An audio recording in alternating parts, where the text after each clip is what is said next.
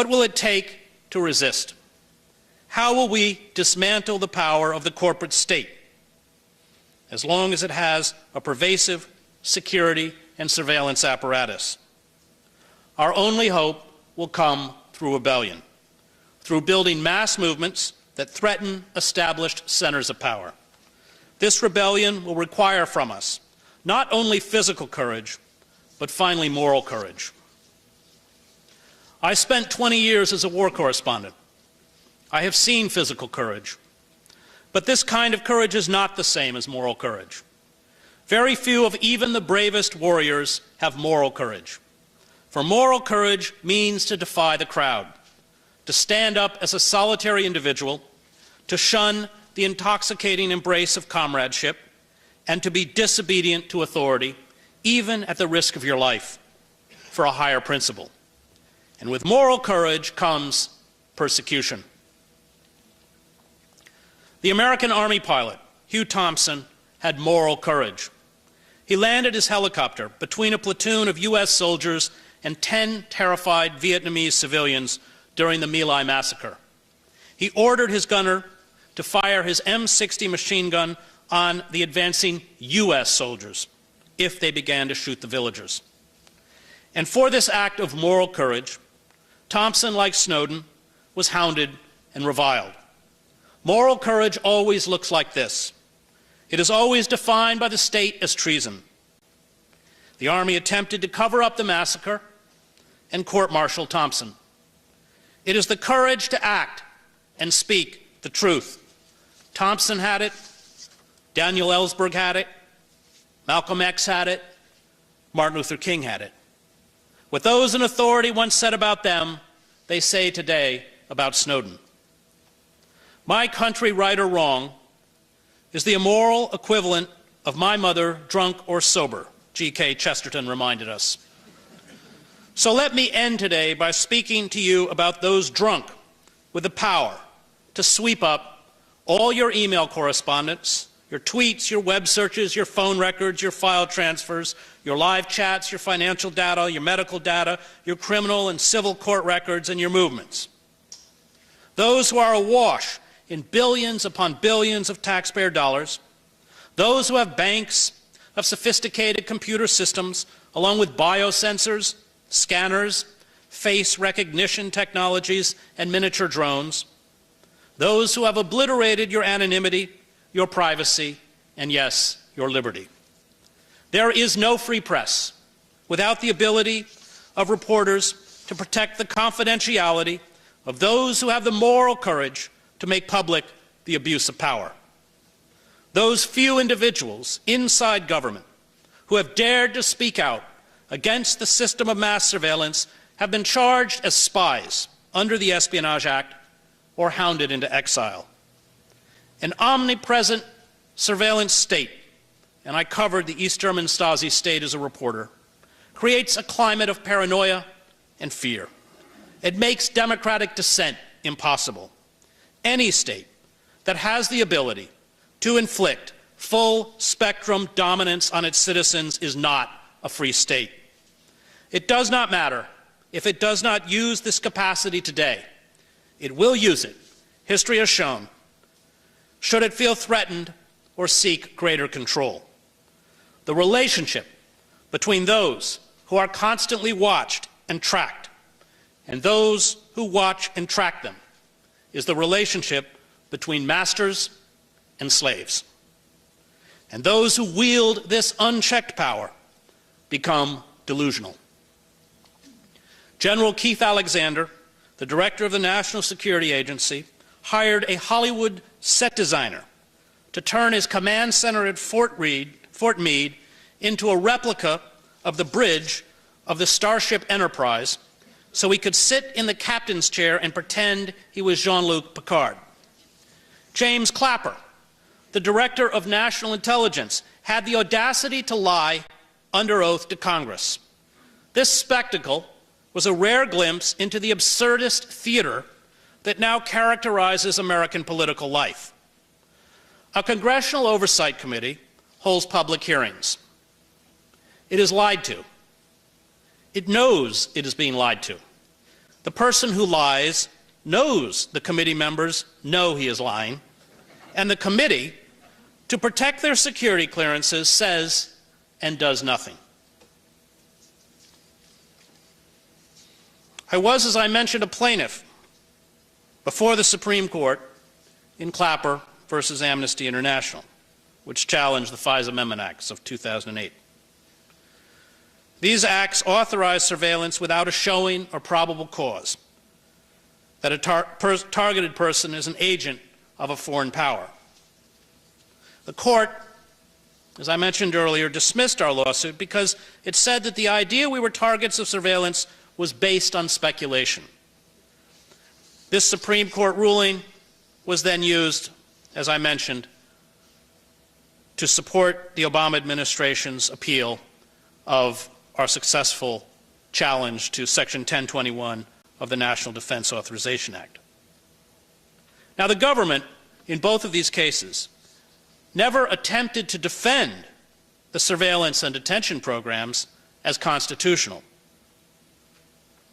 What they did, rather, was to say that I and the other plaintiffs had no right to bring the case to court, and these courts agreed. The Fourth Amendment, which limits the state's ability to search and seize to a specific place, time, and event approved by a magistrate, is impossible to square against the arbitrary search and seizure of all our personal communications. And even former Vice President Al Gore has said correctly that Snowden disclosed evidence of crimes against the United States Constitution. We who have been fighting against mass surveillance for years have made no headway by appealing to the traditional centers of power. It was only after Snowden stole and leaked documents that disclosed crimes committed by the state that any genuine public debate began. Elected officials, for the first time, suddenly promised reform. The President, who had previously dismissed our questions about the extent of state surveillance by insisting there was strict congressional and judicial oversight, appointed a panel to review intelligence. He has now promised to end bulk storage of our data, although, like past promises, this one, if you read the fine print, is largely symbolic. 3 judges have, since the Snowden revelations, ruled on mass surveillance, with 2 saying the NSA spying was unconstitutional and a 3rd supporting it. None of this would have happened, none of it, without Snowden. Now, Snowden had access to the full roster of everyone working at the NSA. He could have made public the entire intelligence community and undercover assets worldwide. He could have exposed the locations of every clandestine station and their missions. He could have shut down the surveillance system, as he said, in an afternoon. But this was never his intention. He wanted only to halt the wholesale surveillance, which until he documented it, was being carried out without our consent or knowledge. The government officials, along with the courtiers and the press, castigate Snowden. They insist that congressional and judicial oversight, the right to privacy, the rule of law, the freedom of the press, the right to express dissent remains inviolate. They use the old words and old phrases, old laws and old constitutional guarantees, to give our corporate totalitarianism a democratic veneer. They tell us the system works. They tell us we are still protected by the Fourth Amendment, the right of the people to be secure in their persons, houses, papers, and effects against unreasonable searches and seizures, which shall not be violated, nor shall warrants be issued but upon probable cause supported by oath or affirmation, and particularly describing the place to be searched and the persons or things to be seized. Yet the promise of that sentence in the Bill of Rights is pitted against the fact that every telephone call we make, every email or text we send or receive, every website we visit, and our travels are tracked, recorded, and stored in government computers. A technical system of surveillance that was originally designed to monitor those considered to be a danger of the state, has, in the words of my friend, the NSA whistleblower, Bill Binney, been turned against you. And we now live in what the German political scientist Ernst Fraenkel called the dual state. Totalitarian states are always dual states. In the dual state, civil liberties are abolished in the name of national security. The political sphere becomes a vacuum as far as the law is concerned. There is no legal check on power. Official bodies operate with impunity outside the law. In the dual state, the government can convict citizens on secret evidence in secret courts. It can strip citizens of due process and detain and torture or assassinate them, serving as judge, jury, and executioner. It rules according to its own arbitrary whims and prerogatives. The outward forms of democracy, of democratic participation, voting, competing political parties, judicial oversight, and legislation remain, but are hollow political stagecraft. And Fraenkel called those who wield this unchecked power over the citizenry the prerogative state. The masses in a totalitarian structure live in what he termed the normative state. The normative state, he said, is defenseless against the abuses of the prerogative state. Citizens are subjected to draconian and arbitrary laws and regulations, as well as random searches and arrests. The police and internal security are omnipotent. The internal workings of power are secret. Free expression and opposition political activity of any genuine kind are pushed to the fringes of society or shut down. And all those who challenge the abuses of power by the prerogative state, like Snowden, who expose the crimes carried out by government, are turned into criminals. Totalitarian states always invert the moral order. It is the wicked that rule, and it is the just that are damned. Now, Snowden, we are told, could have reformed from the inside. He could have gone to his superiors, or Congress, or the courts. But Snowden has numerous examples, including the persecution of Thomas Drake, who originally tried to go through proper channels, to remind him that working within the system is fatal. He had watched his senior officials, including Obama, lie to the public about internal surveillance. He knew that the president was dishonest when, for example, he assured Americans that the Foreign Intelligence Surveillance Court, which meets in secret and hears only from the government, is transparent. He knew that the president's statement that Congress was overseeing the entire program was false. He knew that everything the Director of National Intelligence, National Intelligence, James Clapper, told the press, the Congress, and the public about the surveillance of Americans was untrue. And he knew that if this information were to be made available to the public, he would have to do it through a few independent journalists whose integrity he could trust.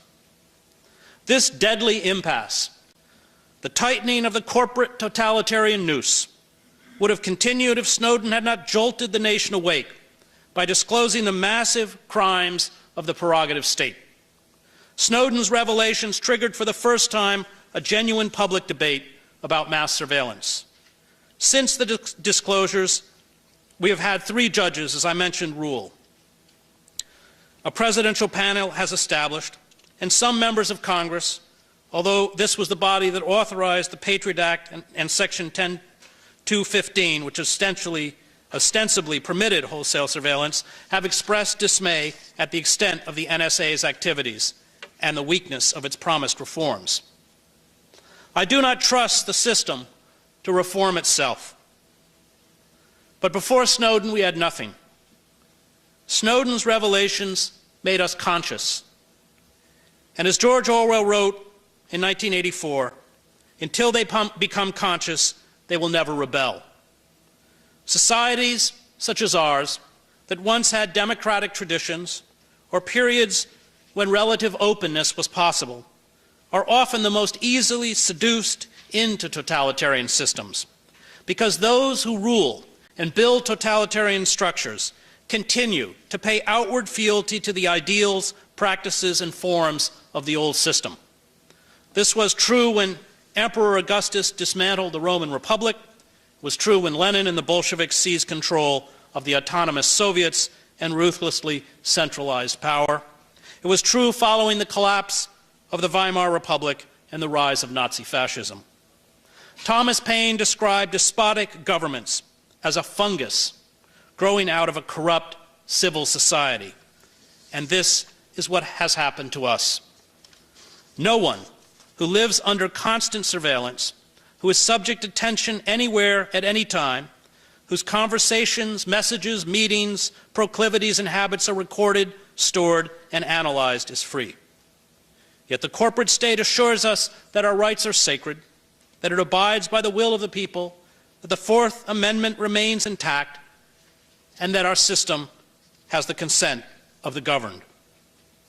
The defense of liberty, which Snowden exhibited when he cast his fortune, his safety, and his life aside to inform the public of the forces arrayed against our constitutional rights, entails grave risks. It demands personal sacrifice. Snowden has called us to this sacrifice. He has allowed us to see who we are and what we have become. He has given us a chance. He has also shown us the heavy cost of defiance. It is up to us to seize this chance and dismantle the corporate state. This means removing from power those who have stolen our liberty and lied to us. It means refusing to naively trust in their cosmetic reforms. For reforms will never come for those who are complicit in crime. Reform will come and only come through the building of mass movements and alternative centers of power that can overthrow, let me repeat that word for Homeland Security, overthrow the corporate state.